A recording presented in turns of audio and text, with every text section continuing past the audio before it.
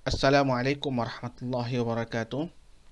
Innal hamdalillahi hamdan na'imin hamdan syakirin hamdan yuwafi ni'amahu wa yukafi mazidah. Ya Rabbana lakal hamdu kama yanbaghi li jalali wajhikal karimi wa azim sultanik. Ashhadu an la ilaha illallah wa ashhadu anna sayyidana wa habibana Muhammad sallallahu alaihi wasallam annahu la nabiyya wa la rasula ba'dah. Baik anak-anak semuanya, kita ketemu kembali pada mata kuliah Pendidikan Agama Islam, materi yang ke-13 dengan tema tentang Islam dan tradisi umat Islam di Indonesia. Pertama pembahasan kita itu adalah tentang Islam di Indonesia atau sejarah masuknya Islam ke Indonesia serta corak ajaran Islam yang berkembang di Indonesia. Pertama kita mengkaji tentang sejarah masuknya Islam ke Indonesia. Ada beberapa teori yang menjelaskan tentang masuknya Islam ke Indonesia. Yang pertama itu adalah teori Gujarat, yang merupakan pendapat dari J. Pinnapel dan Snow Horenye. Mereka merupakan orientalis, ya, mengatakan bahwasanya Islam masuk ke Indonesia itu sekitar abad ke-13 Masehi. Ya. Islam masuk ke Indonesia itu melalui para pedagang-pedagang Gujarat yang datang dari India. Yang kedua, teori Persia. Islam masuk ke Indonesia itu melalui pedagang-pedagang yang datang dari Persia. Nah, jadi hal ini dibuktikan dengan beberapa tradisi-tradisi yang berkembang di Indonesia yang mereka itu mengambilnya dari orang-orang Persia, Muslim Persia, ya, seperti tradisi Syiah dengan perayaan 10 Muharram dan seterusnya. Dan yang ketiga, teori Makkah yang disampaikan oleh Buya Hamka bahwasanya Islam masuk ke Indonesia itu sekitar abad 7 Masehi, yang itu dibawa langsung oleh para saudagar-saudagar dari Timur Tengah, dari Arab, ya. Dan mereka lah yang kemudian mengembangkan Islam di Nusantara atau di Indonesia. Alasan Islam mudah diterima di Indonesia. Yang pertama, syarat masuk Islam itu sangat mudah, ya. Hanya dengan mengucapkan kalimat syahadat maka seseorang itu sudah masuk Islam. Yang kedua, pelaksanaan ibadah dalam Islam itu sangat sederhana dan juga tidak mengeluarkan biaya. Ini kalau dibandingkan dengan upacara-upacara keagamaan Hindu Buddha sebelumnya, itu mengeluarkan biaya yang besar. Yang ketiga, ajaran Islam itu tidak memaksa.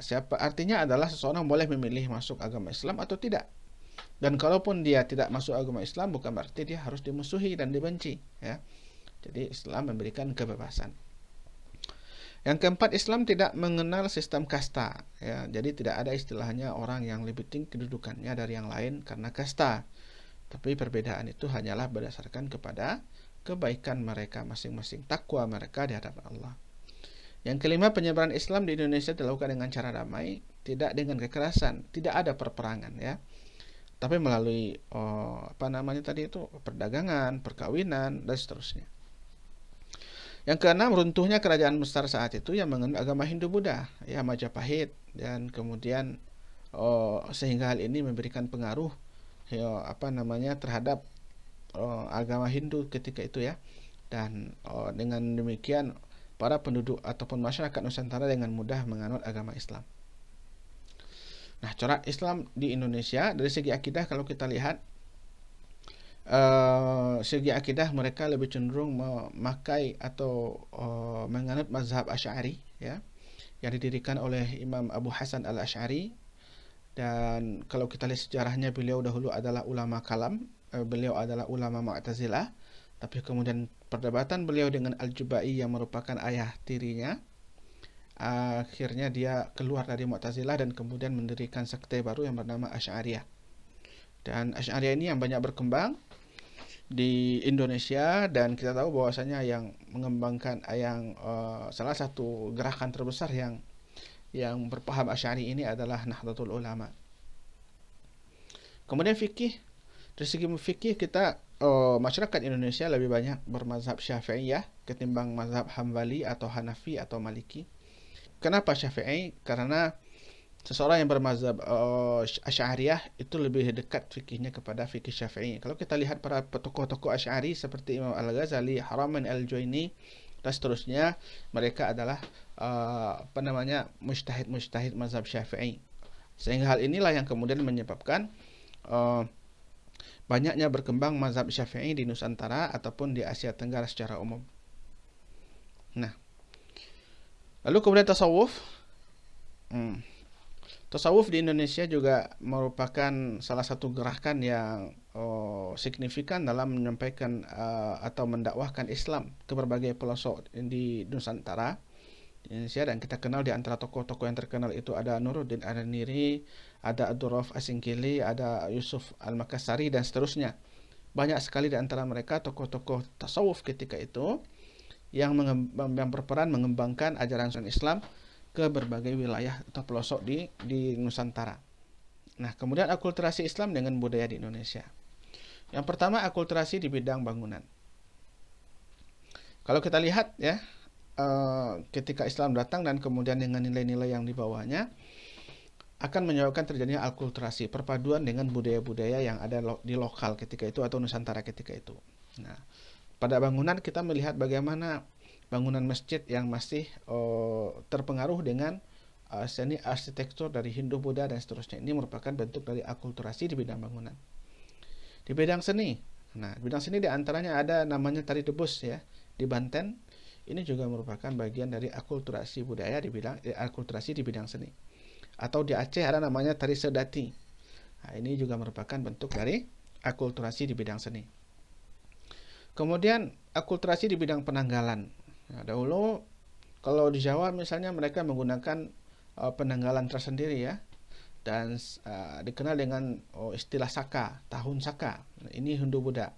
Tapi kemudian dengan masuknya Islam, maka penanggalan itu berubah menjadi Hijriyah. Nah, ini merupakan bentuk dari akulturasi dari segi penanggalan. Upacara, termasuk upacara-upacara keagamaan ya. Maka ada peringatan Maulid Nabi, Isra Mi'raj, dan seterusnya itu.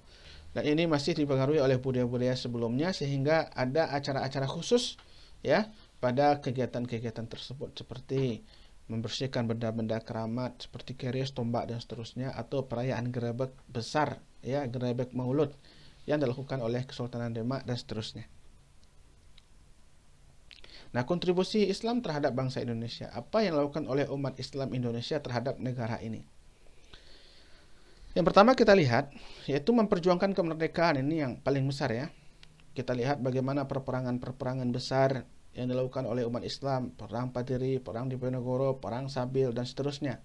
Ini merupakan bentuk perjuangan yang dilakukan oleh umat Islam untuk memerdekakan tanah air kita ini dari penjajah. Kemudian begitu juga dengan perumusan Pancasila dan Undang-Undang Dasar 1945 ya.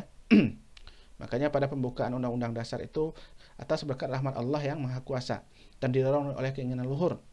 Ini merupakan bentuk lambang dari perjuangan umat Islam di Indonesia dalam rangka merumuskan dasar-dasar negara Republik Indonesia ini. Pancasila, kita tahu bahwasanya pada sila pertama itu ketuhanan yang Maha Esa. Nah, ini bahkan dalam Piagam Jakarta disebutkan kewajiban bagi umat Islam untuk menjalankan syariat-syariatnya. Ya, ini merupakan bentuk kontribusi umat Muslim Indonesia dalam membangun dasar-dasar negara Republik Indonesia. Dan kemudian juga memperjuangkan keutuhan negara kesatuan Republik Indonesia. Kita kenal dengan Muhammad Nasir, bagaimana perjuangannya yang kuat, yang keras untuk mempertahankan negara kesatuan Republik Indonesia. Lalu kemudian membentuk peradilan agama, kemudian juga Undang-Undang Nomor 1 Tahun 74 tentang perkawinan, ini berdasarkan kepada syariat Islam. Undang-Undang 41 Tahun 2004 tentang wakaf, ini juga syariat Islam. Undang-Undang Nomor 23 tentang pengelolaan zakat tahun 2011 ya, ini juga tentang syariat Islam. Dan juga yang terakhir adalah Undang-Undang Nomor 33 Tahun 2014 tentang jaminan produk halal, ini juga merupakan berdasarkan kepada syariat Islam untuk melindungi hak-hak umat Islam yang ada di Indonesia. Selanjutnya, gerakan Islam kontemporer di Indonesia. Secara ringkas, yang pertama itu adalah Muhammadiyah yang didirikan pada tanggal 8 Zulhijjah 1330 Hijriah atau bertepatan dengan 18 November 1912 oleh seorang tokoh yang bernama Ki Haji Ahmad Dahlan ya, yang nama aslinya adalah Muhammad Darwish, yang berasal dari Yogyakarta. Sepulang beliau dari Makkah belajar kepada Syekh Ahmad Khatib Al-Minangkabawi, kembali ke Indonesia dan membentuk sebuah pergerakan modernis yang menamakan dengan Muhammadiyah karena dinisbahkan kepada Muhammad sallallahu alaihi wasallam. Yang kedua itu adalah Nahdlatul Ulama, ya, yang didirikan oleh Kiai Haji Hashim Asy'ari dan juga Kiai Haji Wahab Hasbullah. Dan sekarang Nahdlatul Ulama ini merupakan salah satu organisasi terbesar yang ada di Indonesia, dan bahkan ada yang mengatakan tidak hanya salah satu, tapi memang yang terbesar di Indonesia karena pengikutnya yang banyak. Tidak saja di Pulau Jawa, tapi tersebar di seluruh Indonesia. Yang ketiga adalah Persatuan Islam, yaitu organisasi yang berdiri pada tahun 1923, tepatnya pada tanggal 12 September, yang didirikan oleh Kiai Haji Zamzam dan Muhammad Yunus. Dan kita tahu juga tokoh yang terkenal di antaranya adalah Muhammad Nasir, ya, yang kelahiran Minangkabau, tepatnya di Alahan Panjang, dan beliau juga merupakan seorang pahlawan nasional, ya. Bagaimana dia dahulu memperjuangkan memperjuangkan bagaimana tetap kokohnya negara kesatuan Republik Indonesia. Ketika Indonesia dijajah oleh Jepang, Persis mendapat tekanan dari Jepang karena apa? Karena para ulamanya menentang untuk membungkukkan badan, ya, yang disebut dengan seikiri, penghormatan terhadap Kaisar Jepang ketika itu, ya, karena tidak ada istilahnya membungkukkan diri kepada manusia. Pada tanggal 8 November 1945, Persis kemudian membidani lahirnya Masyumi, ya, Partai Masyumi.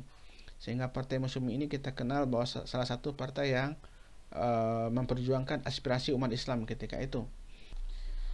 Itu dulu yang bisa saya sampaikan. Terima kasih atas segala perhatian. Aku qauli hadza. Assalamualaikum warahmatullahi wabarakatuh.